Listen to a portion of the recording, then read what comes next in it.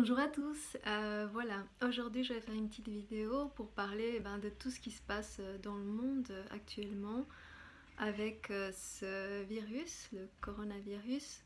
On en parle partout, dans tous les médias, et on en parle surtout négativement. On parle du problème, on parle de toutes les difficultés et ce que j'ai envie de faire maintenant aujourd'hui c'est de faire une petite vidéo pour parler des solutions parce que on ne peut pas contrôler tout ce qui se passe là à l'extérieur, mais par contre on peut chacun faire certaines actions pour pouvoir faire face à ce problème. Donc je vais parler de ce qu'on peut faire au niveau physique, au niveau émotionnel, au niveau mental et au niveau spirituel. Alors au niveau physique, c'est très important en fait de bien s'alimenter, de manger beaucoup de fruits, beaucoup de légumes, je vais vous expliquer ce que je fais, peut-être que ça vous donnera envie de faire la même chose. Le matin, quand je me lève, à jeun, je prends un verre d'eau avec... je prends un citron, je le coupe en deux, je mets le jus du citron dans le verre avec de l'eau, j'ajoute du sel, pour ma part, donc un tout petit peu de sel. Pour ma part, j'utilise du sel rose de l'Himalaya. Si vous avez envie de le faire, utilisez du sel non raffiné, c'est très important que ce soit non raffiné. Et aussi alors un tout petit peu de bicarbonate de soude. Donc c'est de l'eau avec du jus de citron, un peu de sel non raffiné et un peu de bicarbonate de soude. Voilà, je mélange bien tout ça et puis je bois cette petite potion et je pense que c'est vraiment bien pour commencer la journée avec ça, parce que déjà ça alcalinise le corps. Et il y a la vitamine C et voilà, ça aide pour notre système immunitaire. Alors, à part ça, je prends aussi en fait des vitamines. Alors, il y a donc je ne sais pas si vous connaissez, il y a la spiruline. La spiruline, ce sont des vitamines naturelles. C'est pas des vitamines artificielles, mais des vitamines naturelles. C'est une algue en fait. Et apparemment, ce seraient les meilleures vitamines qui existent ou les plus complètes. Je prends ça depuis des années. Et donc ça c'est aussi voilà, une chose que je fais. Et si je vous parle de tout ça, en fait, c'est parce que pour pouvoir faire face à ce virus et à d'autres maladies, c'est important que notre corps soit fort. Et ça, c'est une des façons de s'occuper du corps, c'est par l'alimentation,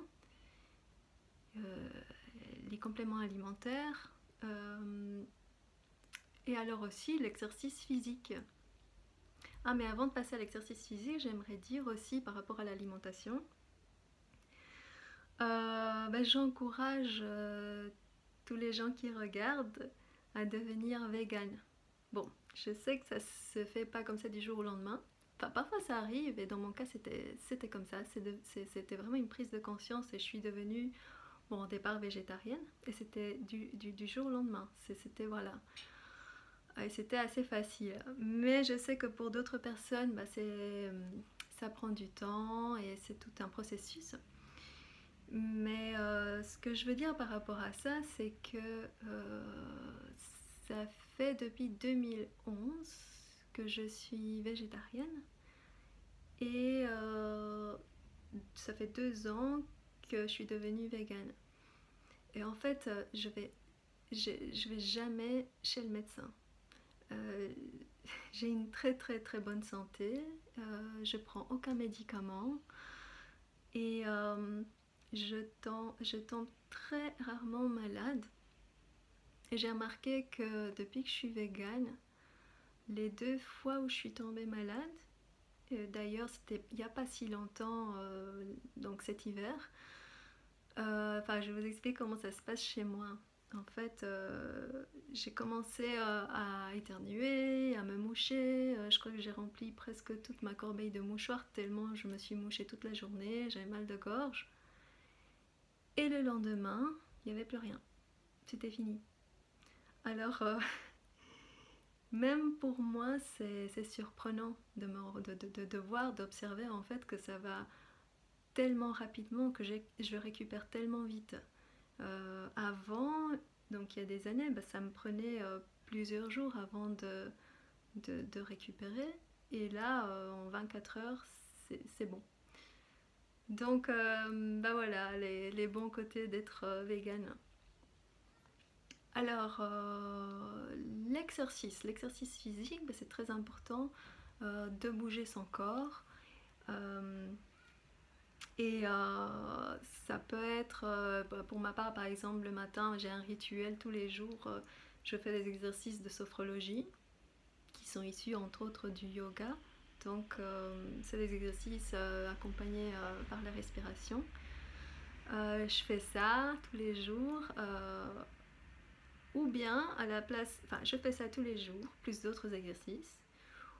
Ou bien il y a d'autres jours où je fais des exercices de sophrologie et je mets de la musique et je danse. Parce que j'aime beaucoup ça et je trouve que c'est une bonne chose de faire de l'exercice en s'amusant. Donc c'est une des façons que j'ai trouvées, qui me convient très bien. Mais voilà, ça peut être aller faire du jogging, du vélo, enfin voilà, ça peut être plein de choses. Donc je vous encourage à faire de l'exercice régulièrement, très régulièrement, pour avoir un corps bien fort. Bah, si je vous dis tout ça, c'est pour être fort au cas où malheureusement vous seriez infecté par le virus ou par une autre maladie, mais au moins le corps est prêt à y faire face et il est fort, il pourra guérir facilement et rapidement. Voilà. Maintenant, le côté émotionnel. Alors, ça fait des années que je m'intéresse aux émotions et je me suis d'ailleurs spécialisée là-dedans. Et de ma propre expérience, pour moi les émotions c'est... Enfin, pour moi la maladie, donc la maladie physique, n'est qu'une manifestation d'émotions qu'on n'a pas libérées, qu'on n'a pas travaillé en fait. Donc moi je vous conseillerais vraiment, avec tout ce qui arrive, ben, on est tous concernés, on a tous peur d'une façon ou d'une autre, soit de contracter la maladie ou qu'un de nos proches la contracte, on a peur de souffrir, on se sent peut-être impuissant et peur de la mort. Donc je vous conseillerais de prendre ce qui arrive comme une opportunité pour regarder vos peurs en face, pour les regarder en conscience, pour observer comment elles se manifestent dans votre corps. Et le fait de faire ça en conscience fait que l'émotion peut enfin sortir. En fait, tout ce qui nous arrive là, à l'âge adulte, toutes les situations qui génèrent des émotions négatives, j'aime pas dire le mot négatif, mais des émotions désagréables, tout ce qui génère des émotions désagréables dans notre vie, ça fait toujours écho à quelque chose qui nous est arrivé quand on était enfant ou dans une autre vie, si vous croyez à ça. Mais en fait, on a tous vécu des choses traumatisantes quand on était enfant. Et tout ce qui nous arrive à l'âge adulte, ce n'est qu'un écho à ce qui nous est arrivé dans l'enfance et qu'on n'a pas encore guéri, dont on ne s'est pas encore occupé. Et tant qu'on ne s'est pas occupé de guérir ce traumatisme, ça va continuer à revenir dans notre vie, encore et encore et encore, jusqu'au jour où on regarde ces émotions en conscience. Donc, moi je vous conseillerais de vraiment prendre tout ce qui arrive maintenant pour observer ce qui se passe en nous, qu'est-ce qui est généré en vous au niveau émotionnel. Voilà. Alors, au niveau mental, qu'est-ce qu'on peut faire? Comme je vous parlais tout à l'heure, c'est très important, l'alimentation physique est très importante, tout ce qu'on met dans notre corps. Mais aussi l'alimentation mentale est très importante. Alors, est-ce que vous passez tous les jours, est-ce que vous regardez les informations, le journal télévisé? Je sais qu'il y a des gens qui regardent tous les jours le journal télévisé et même maintenant plusieurs fois par jour, ou qui écoutent la radio ou qui lisent sur internet par rapport à ce qui se passe avec le virus et la situation dans le monde et tout ça. Mais en fait, combien de nouvelles positives il y a au journal télévisé? En pourcentage, combien il y en aurait? Et combien de nouvelles négatives on montre à la TV, au journal télévisé? Donc tout ce négativisme qu'il y a dans le journal télévisé, si vous regardez ça avec attention, c'est ce que vous êtes en train de... C'est comme ça que vous êtes en train de nourrir votre mental. Vous le nourrissez de plein de choses négatives et ça n'aide pas du tout à être bien, à être fort. Donc vraiment, enfin moi en tout cas pour ma part, ça fait des années, peut-être je sais pas, 10 ans ou plus, que je regarde plus du tout le journal télévisé. Parce que déjà à l'époque je savais que c'était quelque chose de mauvais et que j'avais plus envie d'alimenter mon mental avec tout ça. Donc j'ai arrêté de regarder le journal télévisé, j'écoute même pas le journal à la radio, je lis pas les nouvelles sur internet. Et je vis très bien. Et quand il arrive quelque chose de grave, ben je suis au courant d'une façon ou d'une autre. Donc ça ne me manque pas du tout et au contraire, j'ai une meilleure vie comme ça. Et je sais bien, c'est important, surtout dans la situation actuelle, d'être au courant de ce qui se passe. Oui, c'est important, mais essayez de trouver l'équilibre. Voilà. Aussi, peut-être pour certaines personnes, enfin, je sais pas, mais j'imagine il y a certaines personnes qui regardent cette vidéo maintenant qui ne savent pas que nous créons notre réalité avec nos pensées et avec nos émotions. Et si c'est la première fois que vous entendez ça, ça peut paraître vraiment bizarre, mais c'est un fait, c'est comme ça que ça fonctionne. Donc, tout ce qu'on... comment j'explique ça? Tout ce sur quoi on se focalise, c'est ce qu'on va attirer dans notre réalité par la suite. Donc si on se focalise sur les problèmes, sur tout ce qui ne va pas, c'est malheureusement ça qu'on risque d'attirer dans notre réalité. Alors, une des choses qu'on peut faire, c'est vraiment décider soi-même qu'est-ce qu'on va regarder, sur quoi on va se focaliser. Donc vraiment, je vous encourage à devenir conscient enfin, à choisir en conscience ce sur quoi vous allez vous focaliser. Et au niveau spirituel, moi je trouve que tout ce qui arrive, c'est même si c'est très difficile et c'est un peu le chaos en fait, c'est une opportunité pour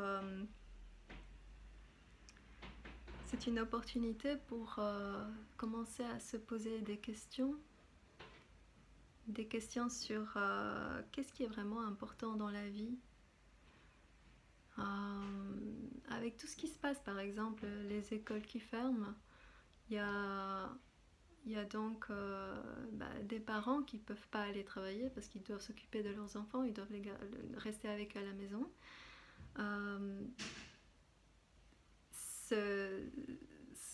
Je trouve que le bon côté des choses, de tout ça, c'est que ça va permettre aux parents de passer plus de temps avec leurs enfants.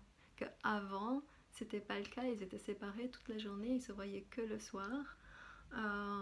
Donc ça va permettre d'une meilleure de renforcer ce lien de famille et avoir du temps de qualité à passer avec ses enfants. Donc ça va aussi peut-être permettre à certaines personnes qui ne peuvent plus aller travailler, qui sont obligées en fait de rester à la maison, de se poser vraiment la question s'ils aiment le travail qu'ils font ou pas. Je sais qu'il y a beaucoup de gens, la plupart des gens vont travailler tous les jours et ils font quelque chose qu'ils n'ont pas envie de faire. Ils le font parce que il faut payer des factures, parce que ils savent pas quoi faire d'autre, pour plein de raisons. Mais en fait, c'est pas vraiment ce qu'ils ont envie de faire et ils sont pas vraiment heureux dans cette vie-là. En plus, ils n'ont pas beaucoup de temps à passer avec leur famille ou à faire des choses qu'ils aimeraient vraiment faire. Donc c'est peut-être aussi l'occasion de commencer à se poser des questions. Qu'est-ce que je pourrais faire d'autre? Qu'est-ce qui me plairait vraiment de faire? Comment je pourrais contribuer à aider les autres?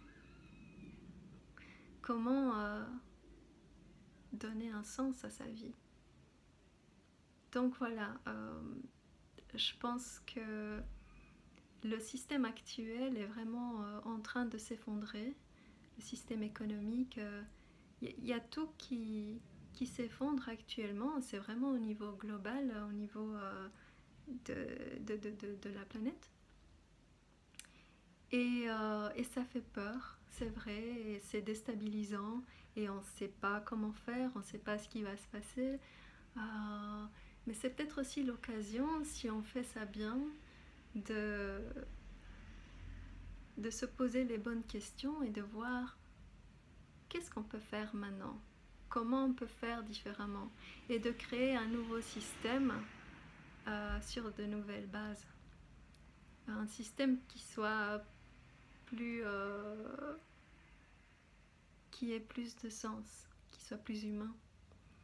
Donc voilà. J'espère que vous avez, que ça vous a un petit peu servi ce que j'ai dit aujourd'hui. Si vous avez aimé, n'hésitez pas à liker la vidéo et à la partager avec d'autres personnes si vous pensez que ça peut aider d'autres personnes. Voilà. Je vous laisse pour aujourd'hui et peut-être à très bientôt. Bye bye.